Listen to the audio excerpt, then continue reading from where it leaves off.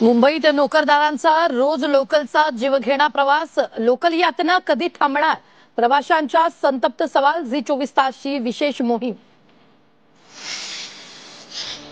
भाडेवाढ न करता एसी लोकल देण्याचा विचार सुरू. मुख्यमंत्री देवेंद्र फडणवीसांची ग्वाही. मुंबऱ्यासारख्या दुर्घटना टाळण्यासाठी राज्य केंद्राचे प्रयत्न. राणे पिता पुत्रांविरोधात प्रकाश महाजनांनी थोपटले दंड. राणे सांगलीत तिथं येतो प्रकाश महाजनांचं आव्हान. तर संपलेल्या माणसावर टीका करत नाही, राणेंचा पलटवार. नवीन चेहऱ्यांना संधी द्या. प्रदेशाध्यक्ष पदातून मला मुक्त करा. शरद पवारांसमोर जयंत पाटील यांची मागणी. पवारांचा जयंतरावांच्या राजीनाम्याला रेड सिग्नल. सामाजिक न्याय आणि आदिवासी विभागाचा निधी कापला नाही तर वाढवला.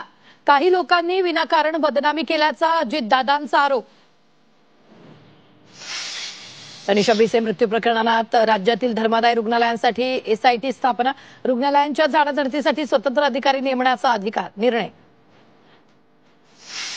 अमरावतीत प्रहारच्या कार्यकर्त्याचं जलसमाधी आंदोलन. विश्रोळी धरणात जलसमाधी आंदोलन सुरू. बच्चू कडूंच्या मागण्या मान्य करण्याची आंदोलकांची मागणी. सटाणा शहरातील महामार्गाला अतिक्रमणाचा विळखा. अतिक्रमण काढण्याच्या मागणीसाठी टॉवरवर चढून शोले स्टाईल आंदोलन.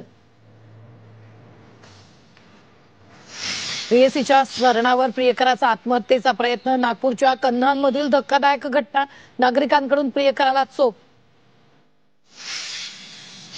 कोल्हापूरच्या पंचगंगा नदी घाटावर महिलेच्या अंगातून भूत काढण्याचा घोरी प्रकार. मांत्रिकावर तातडीनं कारवाईची मागणी. विजेचा धक्का लागून एकाच कुटुंबातील तिघांचा मृत्यू. जालन्याच्या वरुड न्हावा गावातील घटना. वडिलांसह मुलगा आणि मुलीचा मृत्यू झाल्यानं हळहळ.